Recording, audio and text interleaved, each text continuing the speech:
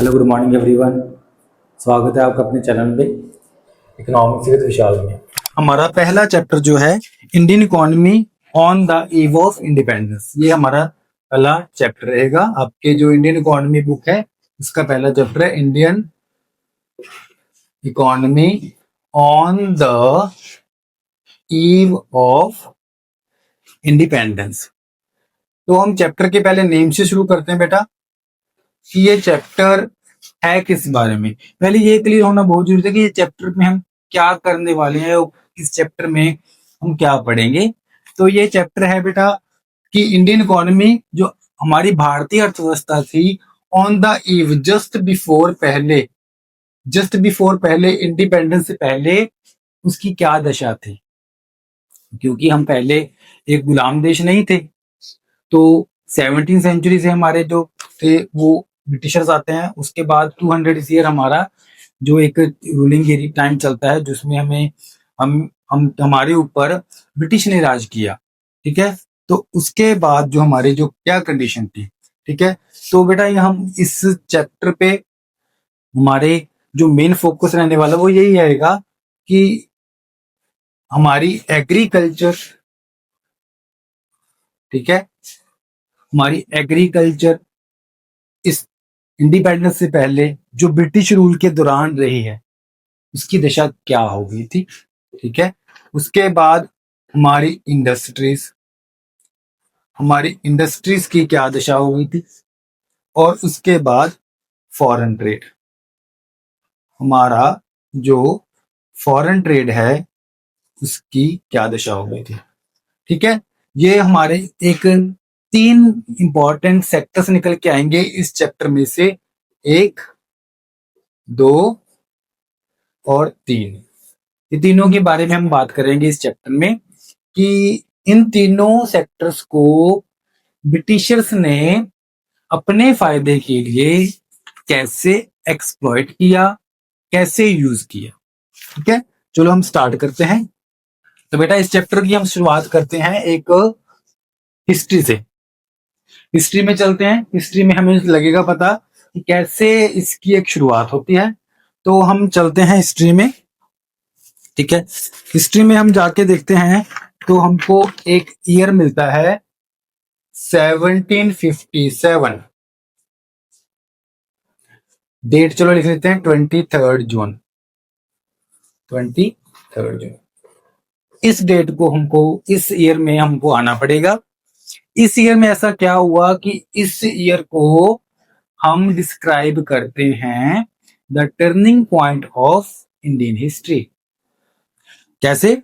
इस ईयर को क्या हुआ था कि इस ईयर को हमारी हुई थी बैटल ऑफ प्लासी, ये हुई थी।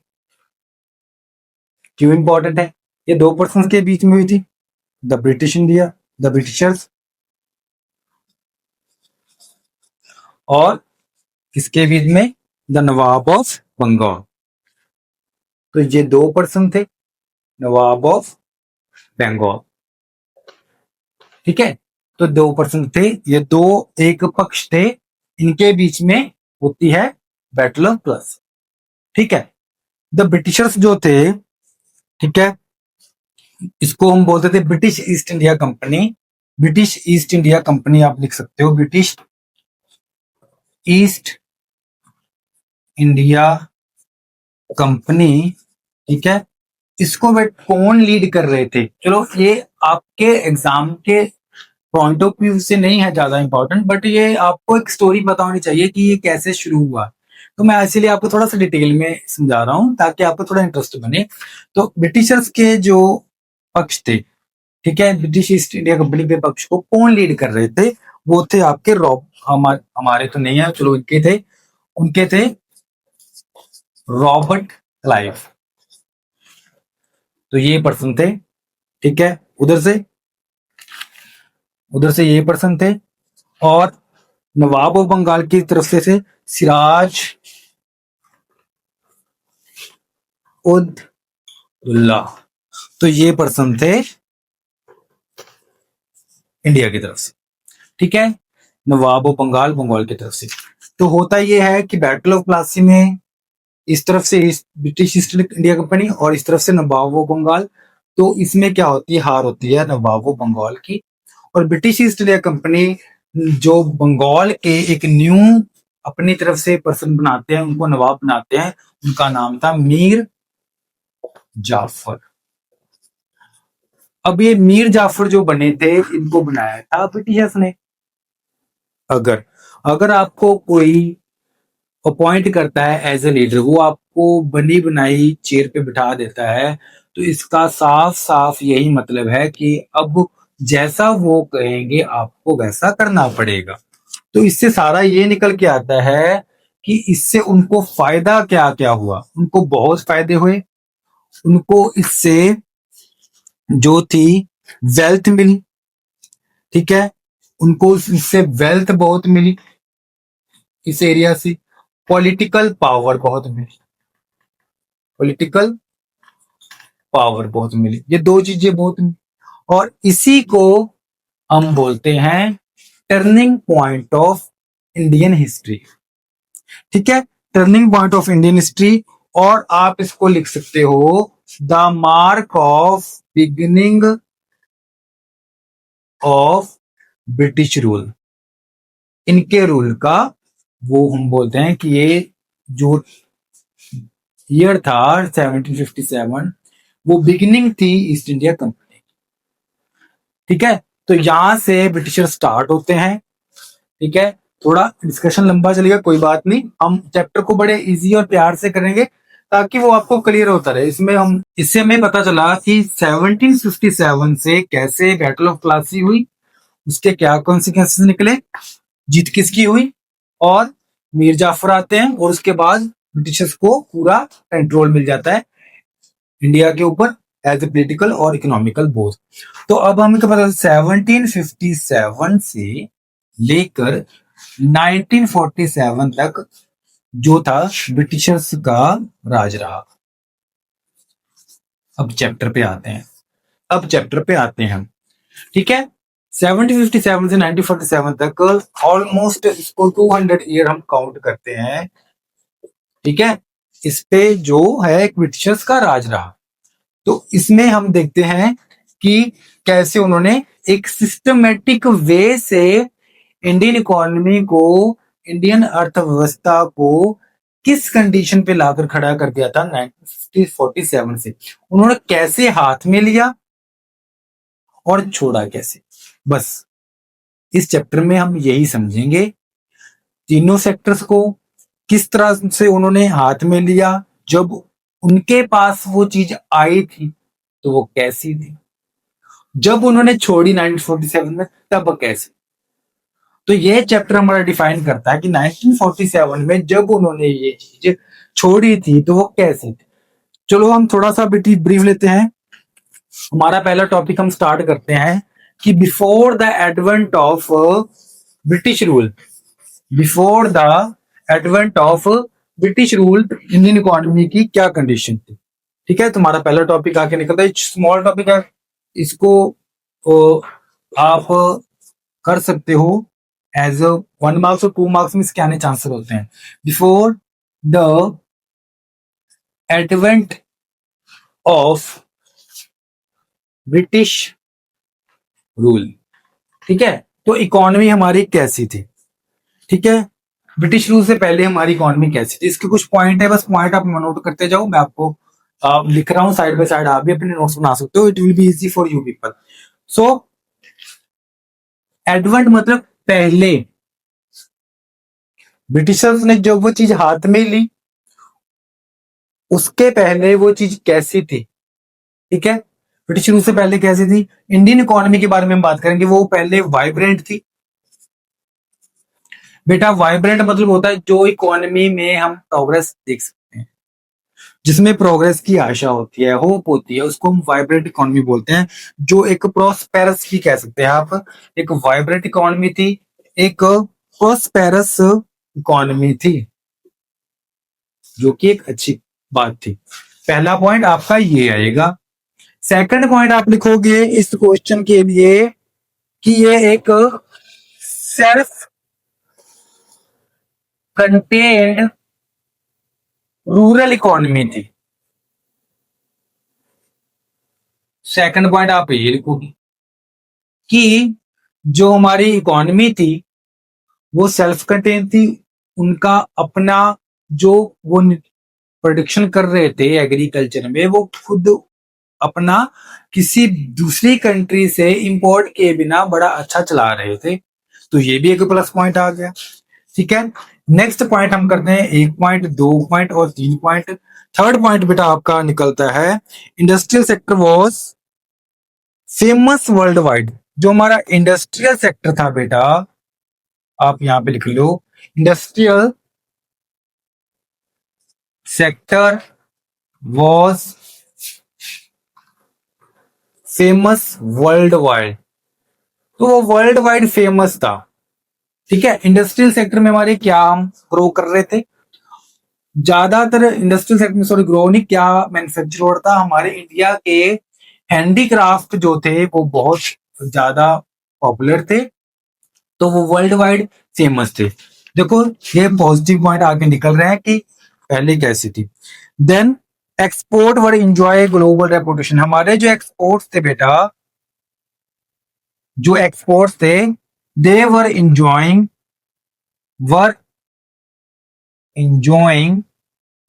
Global reputation. उनको एक ग्लोबल रेपुटेशन जो थी वो मिल रही थी, कि उनकी ग्लोबल अच्छी डिमांड थी। ठीक है, और फिफ्थ और लास्ट पॉइंट जो आपके आके निकलता है वो है कि जो टेक्सटाइल हमारे थे वो फेमस थे ऑल ओवर द वर्ल्ड। जो हमारे टेक्सटाइल थे वो फेमस थे for the very good quality. इसकी क्या खासियत थी कि जो इंडियन के टेक्सटाइल्स थे वो वर्ल्ड वाइड फेमस थे अपनी अच्छी किस्म के लिए, अच्छी क्वालिटी के लिए। वो कौन से थे, एक तो हमारा सिल्क था फेमस और दूसरा था कॉटन। तो आज भी हमारी जो कॉटन की प्रोडक्शन है वो अच्छी है, सिल्क और कॉटन। तो ये जो चीजें हैं, ये कुछ पॉइंट है। तो ये अगर आपको क्वेश्चन आता है कि हमारी भारतीय अर्थव्यवस्था की अंग्रेजों के आने से पहले, ब्रिटिश रूल्स के पहले क्या कंडीशन थी, क्या दशा थी, तो आपके ये आंसर आके निकलेगा। आप ये पॉइंट लिख सकते हो, इनको थोड़ा सा एक्सप्लेन करके आपका आंसर प्रॉपरली बहुत अच्छा माना जाएगा।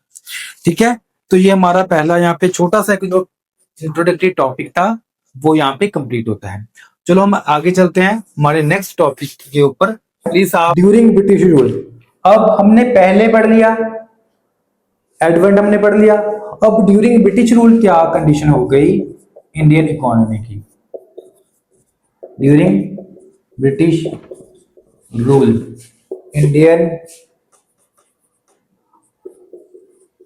Indian economy. तो ड्यूरिंग ब्रिटिश रूल क्या कंडीशन हो गई, पहला हो गया। आपका दूसरा क्वेश्चन ये बन सकता है कि explain the condition of, what was the condition of Indian economy during the British rule. तो इसका हम आंसर लिखेंगे, इसके आंसर हम पॉइंट्स में लिखेंगे इसके। तो पहला पॉइंट आपका आ गया स्टैग्नेंट इकोनॉमी, स्टैग्नेंट इकोनॉमी। बेटा हमने बात की कि हमारी जो इकोनॉमी थी वो वाइब्रेंट थी ब्रिटिश रूल से पहले। तो ये वाइब्रेंट से क्या हो गई, स्टेगनेंट होगी, बैकवर्ड हो गई, क्योंकि बेटा उसमें जो प्रोग्रेस थी वो खत्म हो गई। एग्रीकल्चर को प्रॉपरली एक्सप्लॉइट कर लिया गया अपने फायदे के लिए। इंडिया को जस्ट यूज किया गया as a raw material supplier. India में ज्यादा जो एग्रीकल्चर की इंप्रूवमेंट के लिए, डेवलपमेंट के लिए लैंड रिफॉर्म्स कोई नहीं लाए गए। ऐसी सेटलमेंट्स बनाई गई जिसमें ज्यादातर एक्सप्लॉयटेशन थी। तो क्या हो गया, इंडियन इकोनॉमी स्टेगनेंट होगी। स्टेगनेंट इकोनॉमी बेटा वो होती है जो कि जिसमें प्रोग्रेस ना के बराबर हो, प्रोग्रेस हो ही ना, लिटिल प्रोग्रेस, लिटिल मतलब होता है बिल्कुल नहीं। ठीक है, पहला पॉइंट आपका ये आएगा। सेकंड पॉइंट हम लिखते हैं बैकवर्ड इकोनॉमी।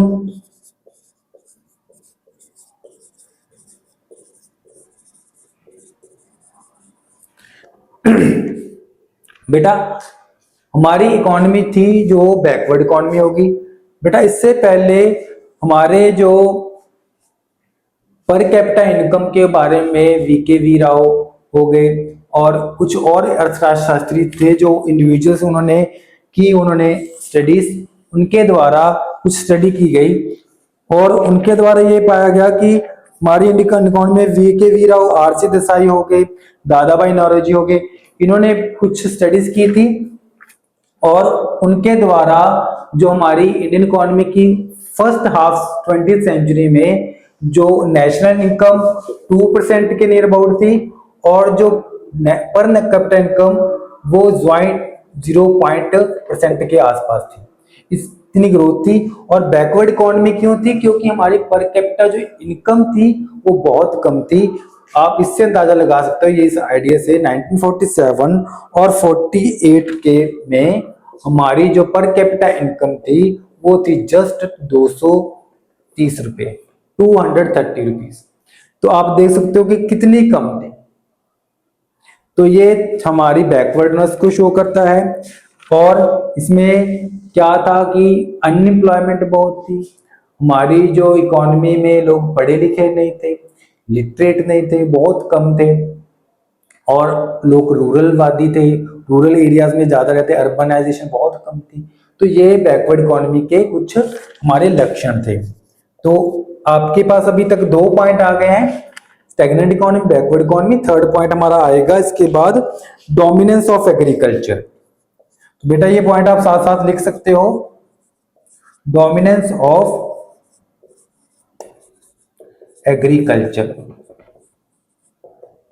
तो बेटा डोमिनेंस ऑफ एग्रीकल्चर में क्या आता है कि जो एग्रीकल्चर था सेक्टर उसमें डोमिनेंस थी। डोमिनेंस इसकी मतलब नहीं थी कि उसमें जीडीपी की बहुत कंट्रीब्यूशन थी, नहीं, इसमें ये डोमिनेंस थी कि हमारे इंडिया की 72% of population was engaged in the Indian economy, Indian agriculture. तो हमारी जो 72%, 72% जो हमारी जनसंख्या थी वो एग्रीकल्चर में एंगेज थी। बट उसमें उसका जो जीडीपी का जो कंट्रीब्यूशन था, आप देखो कि जो हमारा ग्रॉस डोमेस्टिक प्रोडक्शन में जो एग्रीकल्चर का योगदान था वो सिर्फ 50% था। कितना? जस्ट 50%। तो आप देख सकते हो पॉपुलेशन कितनी है और जीडीपी में योगदान कितना है, डिफरेंस आप देख सकते हो।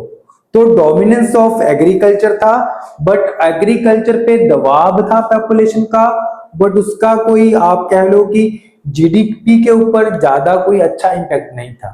तो ये एक ड्रॉबैक था हमारा इंडियन इकोनॉमी का कि वो एग्रीकल्चर की डोमिनेंस थी जो कि अच्छी नहीं होती। वैसे डोमिनेंस होनी चाहिए, वो होनी चाहिए इंडस्ट्रियल सेक्टर की। आप कृपया ये जो पॉइंट्स है उनको नोट कर सकते हो। So thank you. हम अब चलते हैं नेक्स्ट पॉइंट्स पे। अब तक हमने 3 पॉइंट नोट किए हैं, अब हम लिखते हैं 4 पॉइंट। 4th point, yes. तो 4th पॉइंट हमारा निकल के आता है ब्लीक इंडस्ट्रियलाइजेशन। तो ये न्यू वर्ड है, आप देखो, ब्लीक इंडस्ट्रियलाइजेशन, इंडस्ट्रियलाइजेशन। तो ये है ब्लीक वर्ड का मतलब होता है जिसमें कोई होप ना हो, hopeless economy, hopeless industrialisation. After during the British rule हमारी जो इकोनॉमी थी, जो हमारी इंडस्ट्रियलाइजेशन थी वो होपलेस हो गई थी। क्योंकि कैसे की गई? अब जैसे हैंडीक्राफ्ट थे इंडिया के फेमस वर्ल्ड वाइड, तो ब्रिटिशर्स तो आए थे हमें एज ए रॉ मटेरियल हमारी मार्केट में यूज करने, तो हैंडीक्राफ्ट्स के ऊपर उन्होंने कोई भी ध्यान नहीं दिया। उन्होंने इसके ऊपर बहुत ज्यादा टैरिफ लगा दिया, टैक्स लगा दिए, ड्यूटी लगा दी, ताकि जो हमारे हैंडीक्राफ्ट्स थे वर्ल्ड वाइड वो बहुत ज्यादा कॉस्टली हो गए। ज्यादा कॉस्टली होने के कारण, ठीक है, इंडस्ट्रीज जो थी हमारी वो डाउन हो गई और उसकी वर्ल्ड वाइड जो एक अच्छी रेपुटेशन हमने बात की थी कि वो उसकी रेपुटेशन खत्म हो गई और इंडस्ट्रीज की जो हमारी जो डिपेंडेंस थी वो ज्यादा इंपोर्ट पे हो गई। हम कंज्यूमर गुड्स भी बाहर से मंगवा रहे थे, हम जो थे मशीनरी टूल्स भी हम बाहर से मंगा रहे थे, और हम ऑयल कैरोसिन भी बाहर से मंगवा रहे थे। तो हमारी जो इंडस्ट्रीज थी वो खत्म हो गई थी, एकदम ब्लीक होपलेस थी इस टाइम पे। फिफ्थ पॉइंट हमारा निकलता है हैवी डिपेंडेंस ऑन इंपोर्ट। तो जब हमारी इंडस्ट्री ब्लीक थी, मतलब होपलेस थी, तो डिपेंडेंस किस पे हो जाएगी? इंपोर्ट पे। Heavy dependence on imports. तो आप देखो हमारा जो डिपेंडेंस था वो ज्यादा किस पे होगा? इंपोर्ट्स पे। इंपोर्ट्स जब हम कोई चीज बाहर से मंगवाते हैं तो उसको इंपोर्ट बोलते हैं, ठीक है। हम सारी चीजें बाहर से मंगा रहे थे, जैसे मशीनरी इक्विपमेंट हो गए बेटा, वो भी बाहर से आ रहे थे। हमारे हमारे आर्म्ड फोर्सेस, हमारे इंडिया में आर्म रिलेटेड कुछ भी चीज मैन्युफैक्चर नहीं हो रही थी, ठीक है। कंज्यूमर गुड्स, स्विंग मशीन होगी, मेडिसिन हो गई, कैरोसिन हो गया, ऑयल हो गया, बाईसाइकिल्स होगी, ये सब चीजें हम बाहर से इंपोर्ट कर रहे थे। इसकी वजह से हमारी जो डिपेंडेंस हो गई इंपोर्ट पे। सिक्स्थ पॉइंट हम स्टार्ट करते हैं, limited urbanisation. Limited urbanisation, limited urbanisation. तो ये बेटा आपका सिक्स्थ पॉइंट आके आ गया तो इस क्वेश्चन में। तो इसका मतलब यह है कि हमारी जो जनसंख्या थी वो ज्यादातर रह रही थी विलेजेस में, रूरल एरियाज में। तो हमारी 86% जो पॉपुलेशन थी वो रह रही थी रूरल एरिया में, और 14%, just 14% was living in the urban areas. So ये कुछ डेटा है, तो आप ये डेटा दे सकते हो, इससे आपको पता चल जाएगा। और इसको आप बाद में आप एक्सप्लेन कर सकते हो कि as per we can see in the data, जो हमारी 14% जो पॉपुलेशन थी that was living in the urban area, city area only, and 86% was living in the villages area. तो इससे वो इसको क्लियर हो जाएगा कि you have the proper idea regarding the इस पॉइंट के बारे में। तो आप देख सकते हो कितना ज्यादा बड़ा जो जनसंख्या का भाग है वो विलेजेस में रह रहा था। तो अभी तक हमारे पास 6 पॉइंट आ गए। और सेवंथ और लास्ट पॉइंट जो आपका बनता है इस क्वेश्चन का, कि what was the condition of during the British rule Indian economy की, तो उसका था last point semi feudal. Semi feudal economy. अभी बेटा फ्यूडल जो वर्ड है इसका मतलब होता है कि फ्यूडल होती है जो कि चीज, स्टेट, कोई सिटी, कोई एरिया हैंडल हो किसी किंग द्वारा या किसी लीडर द्वारा। तो हमारे इंडिया में भी प्रिंसली स्टेट्स थी, कई जगहों पे कुछ प्रिंसेस अलॉटेड थे जो कि ब्रिटिशर्स द्वारा ही चलाते थे, और बट उनका बेटा किसी भी डेवलपमेंट के ऊपर कोई भी ध्यान नहीं था, बिकॉज उनके हाथ में कोई भी राइट्स तो ज्यादा थे नहीं। तो उस वजह से क्या हुआ, सेमी फ्यूडल इकोनॉमी होने की वजह से ब्रिटिशर्स तो ध्यान दे नहीं रहे थे इंडियन इकोनॉमी में, ना ही उनका कोई ज्यादा मोटिव था, वो तो एक्सप्लॉइट करने आए थे, वो एक्सप्लॉइट कर रहे थे। और जिन्होंने ध्यान देना था वो भी ध्यान नहीं दे रहे थे, सेमी फ्यूडल जो किंग्स थे, प्रिंसली स्टेट्स थी, उनके ऊपर किसी का भी ध्यान नहीं था। तो जो हमारी इकोनॉमी थी वो अंडर डेवलप हो गई। तो बेटा ये था हमारा क्वेश्चन सेकंड आपका। ये एक लॉन्ग क्वेश्चन आपका निकल के आता है कि explain the condition of Indian economy during the British rule. आपके 7 पॉइंट्स होते हैं, तो जो जो मैंने आपको एक्सप्लेन किया उसको साइड बाय साइड आप नोट्स बना सकते हो, लिख सकते हो, ठीक है। और अब हम जो अपनी नेक्स्ट होती है उसमें अपने अगले टॉपिक्स को कवर करते हैं। Thank you.